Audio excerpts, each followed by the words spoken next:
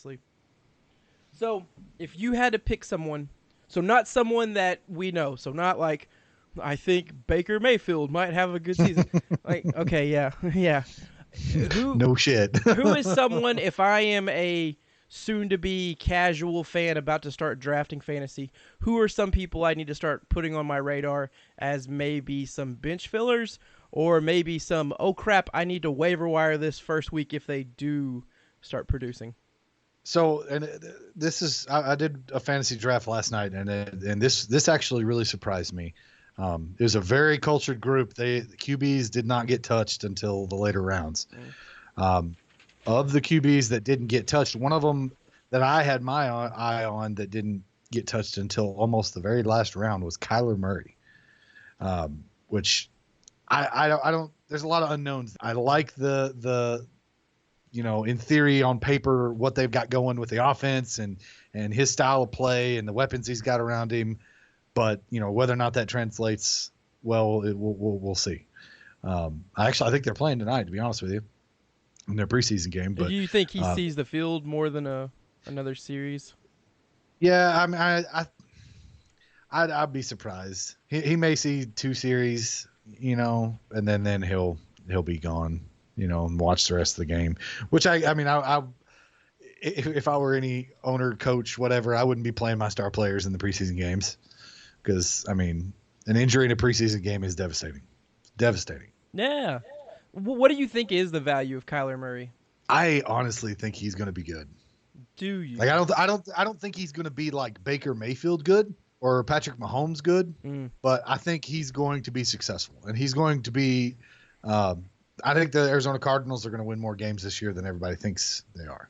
Because there's a lot of guys last night that were talking about it. They're like, yeah, the Arizona Cardinals are playing them, so that'll be an easy win. Because they got a new coach and new style of offense. So I mean, he's not a proven NFL coach. So I mean, there's a lot of questions, a lot of open-ended questions with that. But I really like him. I do. Another one I like, actually, I don't know why I didn't already pull this up. I'm going to go ahead and pull this up. I made an Excel sheet for this draft last night, and I had all my sleepers and everything else that I nice. Had on it. So let me get that pulled up, and I'll give you the lowdown, the Jared Reno lowdown. Ooh. So I am constantly looking for, and you don't have to exit off the stream, Reno, but you can turn me down slightly because I appreciate our viewer. But I would say for me, I'm looking for, as someone that drafted Patrick Mahomes in one of my drafts as my second QB, and he immediately replaced my QB. Yeah. And someone that picked up Patrick Mahomes in like week 1 of waiver wires in every other league, I want to find that again because that was lightning in a bottle right there. Dude. I know, man. I never have luck with starting QBs. Like even when I feel like I have like an Aaron, I'm not gonna say Andrew Luck because I don't want luck.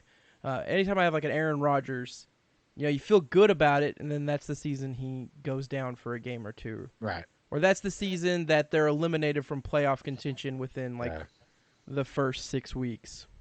Or the year you draft Tom Brady and he tears his ACL or whatever that knee injury he had was. Oh yeah, when I had him that year, and that basically like my season was over. Like there's mediocre quarterbacks left, and I mean that's devastating. Matt Castle didn't do like a bad fill-in for him. No, he didn't. He didn't.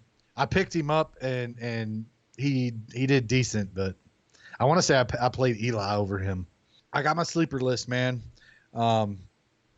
Here's one I really, really like this pick here.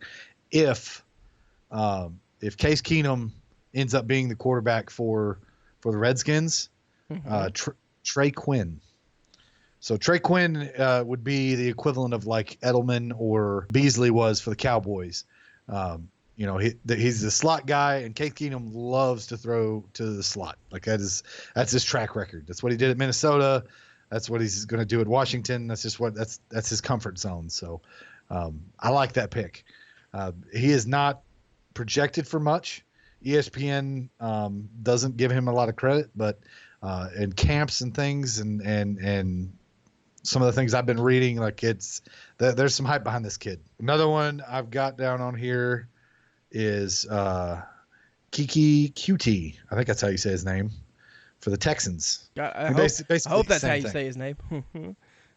Oh, That's cutie. fun to say. He was on the team last year. Like Yeah, he was supposed to fill the void when Will Fuller, is he going to play? Is he not going to play for like all of the season?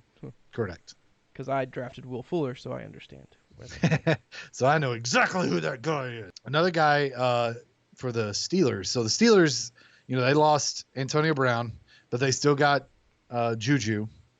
They've also picked up Dante Moncrief, and he has been in camps and training camps and everything coming up. He has emerged as really the true number two. James Washington, I think, is who the other guy is, but either one of those two guys, like they're lighting up as a number two for Big Ben. So like that's a good wide receiver 3 position or something. But I like those guys. Running backs is hard, man, because there's a couple rookies in there, and there's a thing with rookie running backs. They're either going to be great or you're not going to hear much from them. Or they'll be like Darius Geis and tether ACL and not play their first season, Yeah, I mean, are there any like rookie running backs that you would say if they were going to, this is maybe who it would? What's his name? He's for the Raiders. I cannot think of his name. Oh gosh, it's something Jacob, right? Yeah, it's like Josh Jacobs, I think. Something. He has two first names, and that always just kind of upsets me. He's got 2 first names. He's got two first names, and that's just kind of yeah. What's his face? Matthew Berry for ESPN, who does like their fantasy stuff. Yeah, it's Josh Jacobs. That's his name. In his love hate, I'm pretty sure Josh Jacobs ends up on it. I'm not entirely sure if he's in the love or hate column. I feel like there's a lot to hate about the Raiders for this. Yeah, year. that's the kicker there, because the Raiders are either going to be hit or miss, and more than likely it's going to be a miss.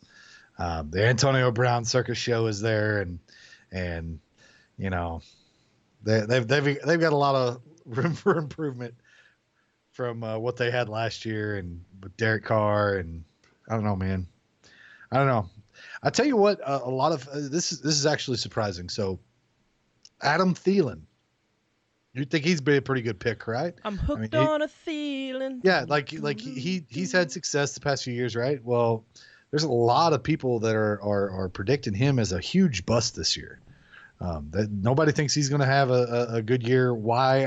I didn't understand why. They really didn't give a reason why, other than they don't think Kirk Cousins and him are meshing well, I guess. I think because they still have Stephon Diggs. I think a lot of people have always felt, and it was last season too, even though Thielen was still outproducing him fantasy-wise, a lot of people kept thinking, or at least saying, Stephon Diggs is going to step up and be the number one. Thielen's consistent. I mean, he's big body, makes the catches. It's not that he has like the burn you speed, or it's not like he has the best moves, but I mean, he's basically, you throw him the ball, he's gonna, he's essentially he's essentially a tight end that lines up out wide, and it's hard for a 6-foot corner to 6 foot like 185-pound corner to go up against that. Because that's asking a lot.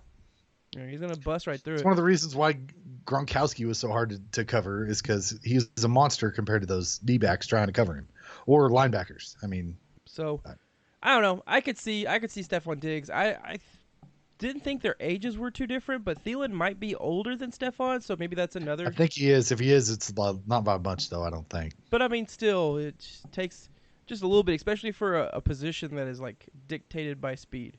Yeah. You could always move him in. You could always move him in, but because Jason Witten's a perfect example. Jason Witten doesn't have speed. Jason Witten hasn't had speed for like a decade. His entire career. But because he's a big target, it doesn't matter. You're gonna hit him for 10 yards down the field. Throw it up, he's gonna catch it. I mean, he is probably the best hands in the NFL, and he's got the Brett syndrome. He catches the ball and he goes straight down. Like that is 100% his MO. At least that's what it was. His last season or two. But I'm kind of curious to how much they're going to use him this year. Do you think? I don't know if he's been brought in to be like Dak's safety blanket or what they're going to do. I don't know. Yeah. So the thing about him and the thing about a lot of players that you would sit there and say, this is a good player in real life. Fantasy's a little bit different at times. Like there are certainly like Todd Gurley's good in real life. He's good in fantasy. Tom Brady is great in real life. He's not the best. He's okay for points in standard leagues. I think in a standard league point system from last season, he was the 18th best quarterback. So based off ESPN's projections for this season, he is number this is keep in mind this is overall fantasy points projected. So most of the quarterbacks are on the top. There's a couple of running backs that's mixed in and whatnot, but he is number 20 on that list. So there's a slew of quarterbacks in front of him that aren't necessarily better quarterbacks, but their fantasy numbers are better. Yeah. And so, I mean, it's I don't know. That Brady's always been a tough one for me because I've had him in years past and he's been really good for me, but he's never. I feel like he's never that one that's just going to go out there and Drew Brees it or just throw like 500 yards in a game. He's just not. Yeah, I mean, well, do you think a quarterback is going to win you fantasy by themselves? Depends on what kind of league you're in. If you're doing a PPR league of any kind, I think your quarterback has a factor in that. But standard league, I feel like your quarterback plays a bigger role. Yeah, no, definitely. I would say in a standard league, you're wanting to go for that bigger point quarterback. Because I mean, he's gonna potentially win you a week because he's gonna double the score of the other team's best running back, and then you're just hoping that your quarterback is better than their quarterback. I don't know. I feel like I like PPR better though. Makes it PPR makes it a little bit more interesting because you're not just relying on certain players. You have, you can have not a decent list of players versus a Rockstar group, but Rockstar group has an off week, but this group, they caught a bunch of passes and they kept up with you. I like that. I like PPR. So before we go back to quarterbacks, because you mentioned him earlier and I didn't want to interrupt you, Antonio Brown. Ow, I got frostbite.